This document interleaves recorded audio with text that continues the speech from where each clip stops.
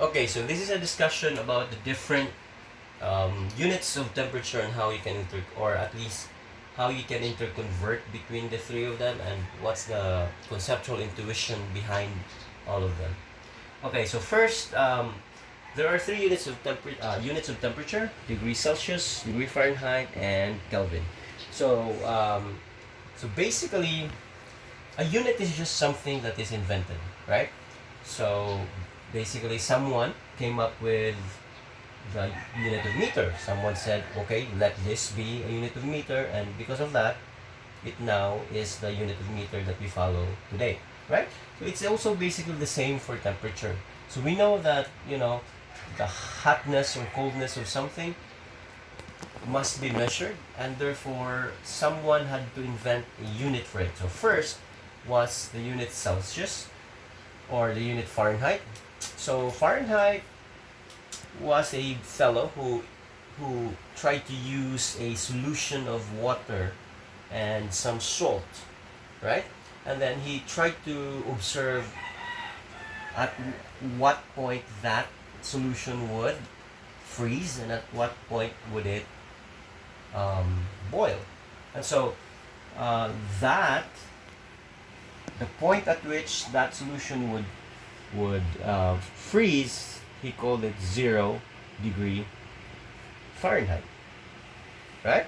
And then at which it would boil, he called it 32, not 32, but 100 degrees Fahrenheit.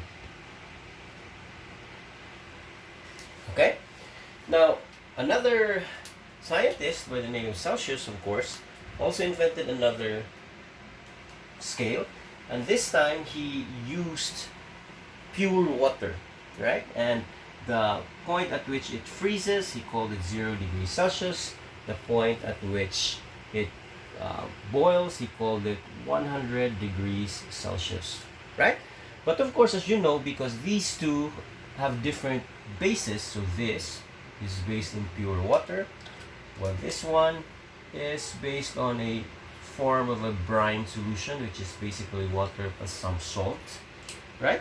So as you can see, the point at which the brine solution freezes is very different from the point at which the water freezes. So you have this disparity, and obviously that's a problem, because if a scientist were to use Celsius and another scientist were using Fahrenheit, they would not agree, and therefore they had to find a way to convert between the two. And so scientists were asking, okay, how about we use Fahrenheit to measure the freezing and the boiling of water, right? And then they did that using a Fahrenheit scale, and they actually found out that the Fahrenheit scale, I mean the water would freeze at the point in the Fahrenheit scale which is at 32 degrees Fahrenheit, right? Never mind if it's not scaled properly here, but at 32 degrees Fahrenheit. And then they looked at where the water would boil, and water would actually boil at 212 degrees Fahrenheit, right? Now, if you're going to convert something into something, just like the previous video, you have to know the equivalent between them. Like, if you want to convert liters to milliliters, you have to know how many milliliters are in 1 liter. So scientists did that. So they said, well, if I look at this, from the freezing point of water to the boiling point of water, there are 100 degrees Celsius, right? How about in the Fahrenheit scale? If I looked at where water freezes in the Fahrenheit scale and where it boils at the Fahrenheit scale, 32 up to 212 degrees actually is 180 steps of Fahrenheit. Okay? So therefore, if you think about it, this interval is the same as that interval, which means that there are 100 degrees Celsius every 180 degrees Fahrenheit. So therefore, if you sorry, this doesn't mean equivalent. It means, because that might be misconstrued. I'm saying there are 100 steps of degrees Celsius per every 180 steps of degrees Fahrenheit. Because look at that. Freezing point of water, boiling point of water, freezing point of water, boiling point of water, the same interval, but this goes from 0 to 100, which is 100 steps, but this goes from 32 to 212, which is 100 steps. So therefore, when you take a temperature, when you convert a temperature such as maybe something like 75 degrees Fahrenheit, what you can do is just like before. Sorry, I should not be marking this degrees Celsius in Fahrenheit, but this is our 100 steps and 100 steps. So you can say that you can convert this kind of to Celsius by multiplying it by a factor, and that factor is again the relationship between the two, which is there are 180 degrees in Fahrenheit scale for every 100 degrees of Celsius scale. And what it does is that you cancel this out and then you get Celsius, right? So I need you to remember what was our basic format for converting. You get what is given, you multiply it with the conversion equivalent, and then you get the answer. Okay? However, in this setup, it's not actually that easy, because think about it. This gives you the relationship between how many steps are there in Celsius versus how many steps are there in Fahrenheit. But there's actually a discrepancy, because take a look at this. Take a look at this. The 0 of Celsius doesn't start at the 0 of Fahrenheit. The 0 of Celsius starts at the 32 scale of Fahrenheit. Okay? And why does that matter? That matters because when we convert, for example, 1 liter into ml, say I have 15 liters converted to ml, I multiply those two, this cancel out, and then that gives me 15,000 ml. That is correct because I know that 0 liters is equal also to 0 ml, right? If your container doesn't contain any water, it's at 0 liters, that means its content in ml is also 0. So in this scale, the 0 liters is set at 0 ml. So it's fair, right? But with here, it's different because the 0 degrees of water actually is not the 0 degrees of Fahrenheit, but it already is at 32 degrees Fahrenheit. Okay? So that's not fair. So for example, so that means that the Fahrenheit scale is ahead by 32 degrees Celsius, even before the Celsius scale, the Fahrenheit scale is ahead by 32 degrees, even before the Celsius scale starts. So what does that mean? That means this conversion is going to turn up to be wrong. So we need to do something else first, just because their zeros are not the same. Again, for this one, for the volume that we discussed in the earlier video, that is valid because the 0 amount of liters of a liquid is equal to 0 ml, right? So the lowest point is set at the same level, but this one is not. So therefore, how do we do that? That means we need to compensate somehow for the discrepancies. And what is the discrepancy?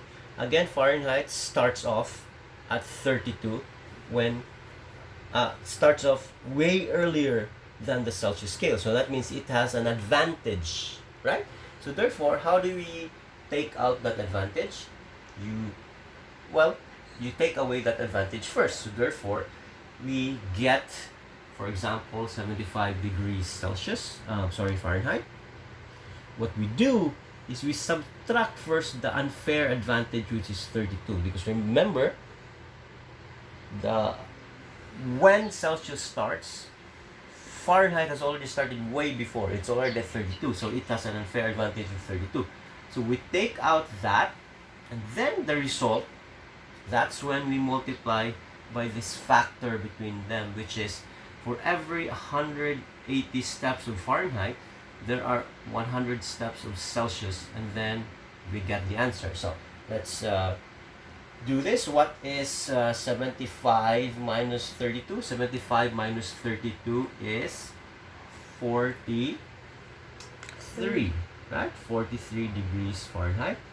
Then now, we multiply that with this. And again, we simplify this. If we take the lowest common denominator here, if we make this the simplest fraction, this will be 5/8. Okay?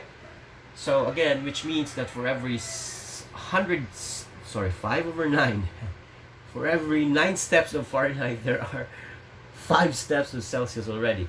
So now you cancel that out. Then you get this 40. You get this operation, which is 43 times 5, which would be 215 divided by 9, which would be 23 point, well, it's a non-terminating decimal, but degree Fahrenheit, right? So, so all in all, what did we do, right? All in all, what did we do here? Well,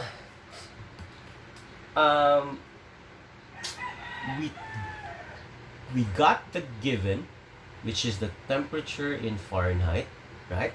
And then immediately we take away the unfair advantage of the Fahrenheit scale, and then we multiply it with the fraction, which is, there are again 5 steps for every 9 steps in the degree Fahrenheit scale, and then that gives you the temperature in Celsius. Because remember, this is subtraction, so the unit that comes out of this is Fahrenheit.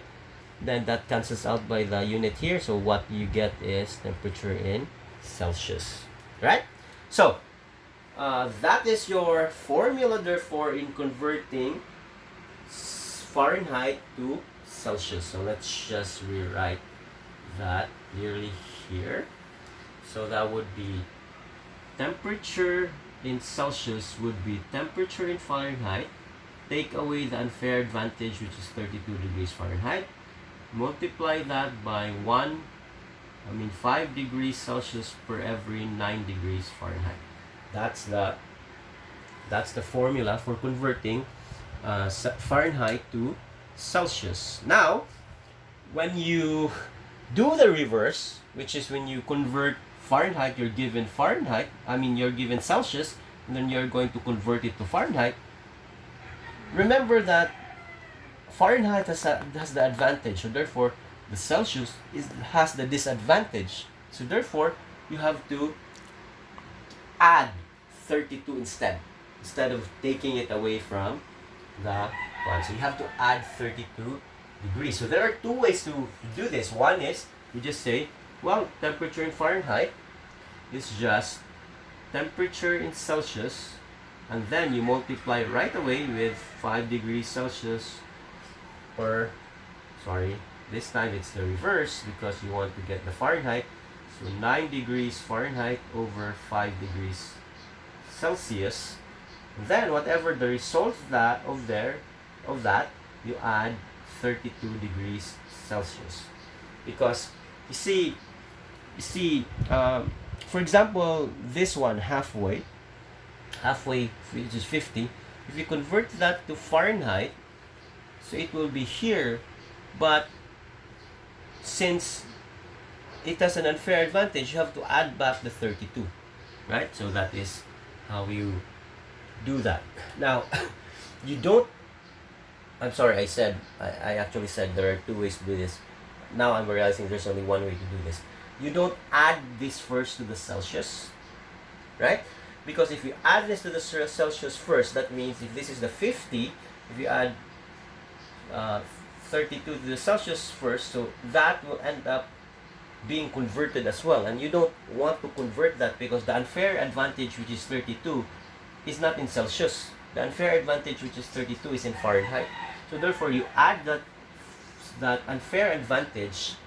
You add that unfair advantage after you have already converted the Celsius to Fahrenheit, not before. So when you convert Fahrenheit to Celsius, you deduct it first, multiply it with this conversion factor. But when you convert Celsius back to Fahrenheit, you convert the Celsius back without any addition first, and then I'm sorry, I got lost. This is in Fahrenheit because remember, that's why my assistant here was wincing because I got the wrong units. But when you input the Celsius here will cancel out, giving you Fahrenheit in this term. So therefore, this must be in Fahrenheit. So you are giving back the Fahrenheit after you've converted it, not before. Again, we are giving back the unfair advantage, which is 32, but that 32 is in Celsius, it's in Fahrenheit. So therefore, you have to convert this to Fahrenheit first before you add back what was the disadvantage, right?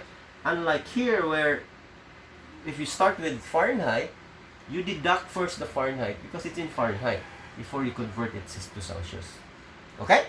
So, now that we have seen the conversion between Celsius and Fahrenheit, let's talk about Kelvin. So Kelvin is a whole new different beast because it's actually the only one that was intentionally created by the scientists. And why is that? It's because if you think about it, this Celsius scale is based on water. So 0 is the freezing point of water. The problem is there are a lot of things colder than the freezing point. Okay? So what do you do when the temperature is below 0? You use a negative value, right? Now, Fahrenheit is a little bit better because it's 0, it's much lower, but there are still objects that are much colder than this brine solution, right? So therefore, in the Fahrenheit and Celsius scale, there will be negative values. Okay? Now, scientists do not like negative values because if we were looking at our quantities, measurable quantities for gases, that was pressure, volume, number of particles, and temperature. Notice that pressure is the amount of gases, the force exerted in the walls, and that means there can be negative pressure if there are no gas inside. The lowest it could get is 0. So what we are trying to say is this is always positive, right? Now, how about the volume? Well, volume is the amount of space it occupies. So a gas cannot occupy negative space. So therefore, this volume is also positive, right? Now, how about the number of particles? Well, number of particles is always positive. You can never have negative particles. So therefore, what does that mean? That means if you are going to put all of this in an equation, and all of these three are positive, that means your temperature must always be positive. Because no matter how you put it, if you put them in an equation, let's say, you will learn this later on, but let's say the equation will be PV equals nRT, and you would learn this later on this end. But if this is all positive, positive, positive, positive, there's no way that you can input a negative value here. If you input a negative value here, that means the other three must adjust, but they cannot be negative. So what's the bottom line? The bottom line is the temperature must not be negative. So that's a problem because with the Celsius and the Fahrenheit scale, they can be negative. So scientists are saying, okay, let's invent then a temperature scale that has no negative values. Now, let's go back. What was the problem why there are negative values in these two scales? Because there are things colder than them, right? So therefore, if you want to make a temperature scale that has no negative values, you must find the coldest thing in the universe. Okay? You must find the coldest thing in the universe and then set that to 0. Because if that's the coldest thing, then nothing can be colder than that, so nothing can be negative, right? Problem is, how do they find the coldest thing in the universe? Well, they can't. But scientists are clever, remember? Scientists are clever and they actually know the temperature is related to the movement of the particles in the gas. So you see, if you have a gas that is 60 degrees Celsius, it means its particles are moving faster than a gas with 30 degrees Celsius. So therefore, this temperature is actually related to the average kinetic energy of the particles inside the gas. So scientists are saying, okay, so therefore temperature is simply just the average kinetic energy. Remember, kinetic means movement. So the average movement of the particles, average kinetic energy of particles in the gas, right? Average kinetic energy of particles of the gas. So therefore, what they did was they made a graph, right? They made a graph. And that graph is a graph of average kinetic energy of particles, okay, versus temperature. Or sorry, I got this wrong. They actually made a graph about the kinetic energy of particles, which is the y-axis, and then your x-axis is your temperature in Celsius, right? And then they said, and then they started to graph this thing. For example, they started to graph and say, hey, if our temperature is 0,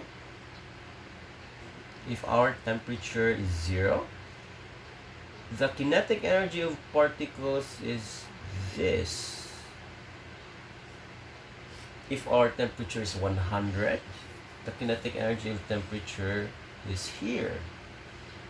If we boil the water to 300 degrees Celsius, our kinetic energy is here. If we freeze the water below 0, this is your 0, say at negative 20, our kinetic energy is here. Okay? So what does that give the scientists? The scientists are saying, okay, this is a graph, and these are the points of a graph, and if these are the points of the graph, we can extrapolate these points, connect them, and find the pattern. Right? Find the pattern, and then that's the pattern. And the goal is saying, okay, this is the kinetic energy of particles. Where can we find the temperature in Celsius when the kinetic energy of the particles is 0? Right? So we extrapolate here, padung, we extrapolate this until the kinetic energy is 0. And remind me again, why do we need to find the kinetic energy to be 0? Because remember, temperature is the average kinetic energy of particles. So if you think about it, what's the coldest thing in the universe? It is the thing with 0 kinetic energy of particles. Right? Right? Because if temperature is related to average kinetic energy of particles, then therefore if an object has 0 kinetic energy of particles, nothing can be colder than that. Okay? So therefore they extrapolated it, and when they extrapolated it, they found out that the point at which the kinetic energy can be 0, they never actually reached there, right? But they observed the patterns in the graph, and they calculated they can only reach that when they reach negative 273.15 degrees Celsius. Okay, that is a very, very, very cold temperature, negative 273.15 degrees Celsius. And then scientists are thinking, Celsius is more popular than Fahrenheit, so therefore let's use the scale of Celsius. That means the scale of this new temperature has now the same steps of Celsius. Therefore, what they did was they they decided that for every 100 degrees Celsius in the 100 scale, there are also 100 degrees of this new temperature scale, and that temperature is called Kelvin. Right? So now, we now know that that is where they set the 0 Kelvin. Right? That is where they set the 0 Kelvin, because according to the scientists' calculation, that is where the kinetic energy of particles becomes 0. Right? At 0 Kelvin. So notice this, that 0 Kelvin is set at, that's not okay. That is 0 Kelvin is set at negative 273.15 degrees Celsius. Right? And since scientists have decided that they would use the scale of the Celsius scale, so they just have the same calibration. So therefore now you would say that this scale works, that there's a 1:1 ratio between the steps in the scale in the Celsius scale and the steps in the Kelvin scale, right? So therefore, if you think about it, if at 0 Kelvin it is 273.15 degrees Celsius, then therefore at 0 Celsius it would be 273.15 Kelvin. Just think about that, right?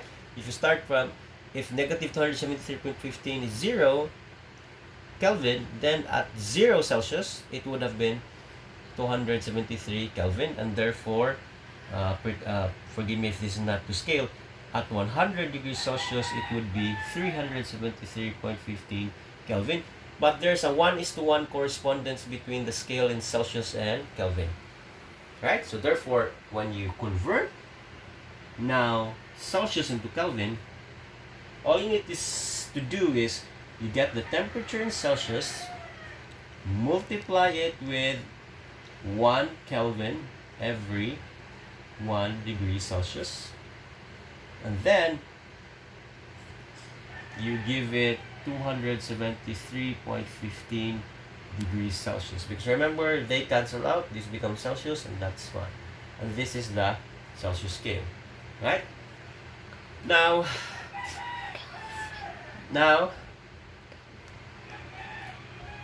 so this is in Kelvin, sorry, because this Celsius and Celsius are cancelled out, so that gives you Kelvin. Thank you for my assistant for reminding me.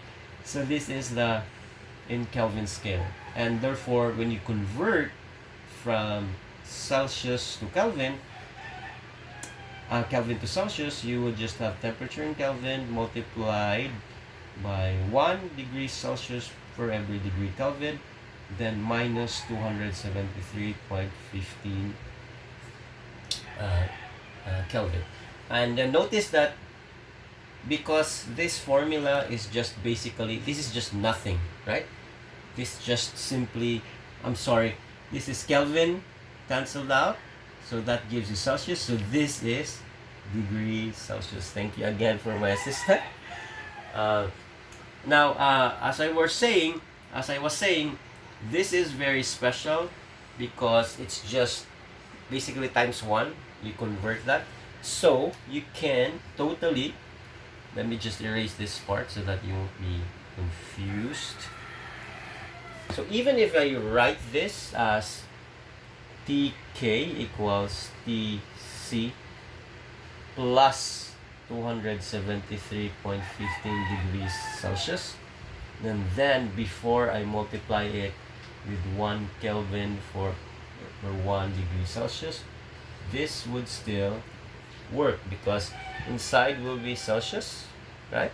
Multiplied by this, it comes out, it gives you Kelvin. In the same manner, if I take degrees Celsius, instead of multiplying with the conversion and then subtracting it, you can also do it like pk, then subtracting 273.15 Kelvin first, and then multiplying it by 1 degree Celsius per 1 Kelvin. So notice that these are in, the term here is in Kelvin scale. They cancel out, then that gives you Celsius.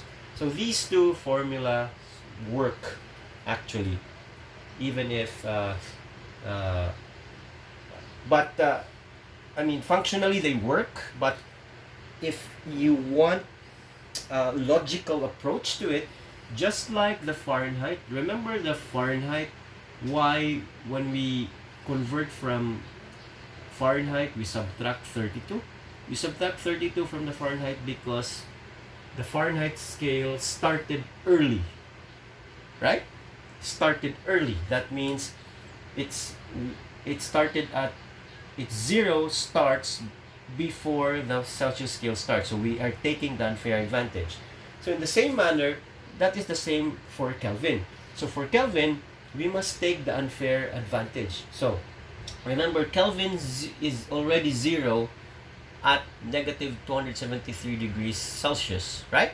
And then they move up. Once the Celsius becomes 0, Kelvin is already at 273.15. So Kelvin has an unfair advantage of 273.15. So what does that mean? That means I actually like this formula rather than this, because this formula actually is more logical. It means that, okay, this is the Kelvin scale. You are taking away 273.15 degrees Celsius because it has an unfair advantage, right? And then converting it that there. So in fact, if I, although these 4 are accepted, I only like that and this,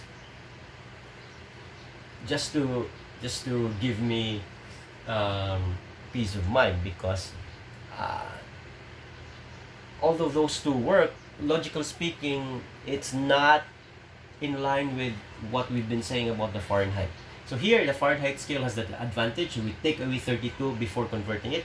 The same manner, the Kelvin has the advantage. So you take away 273.15 first before you convert it to Celsius. And in fact, if you notice, this can be converted to that if you just manipulate the formula. So you start with here. What I want is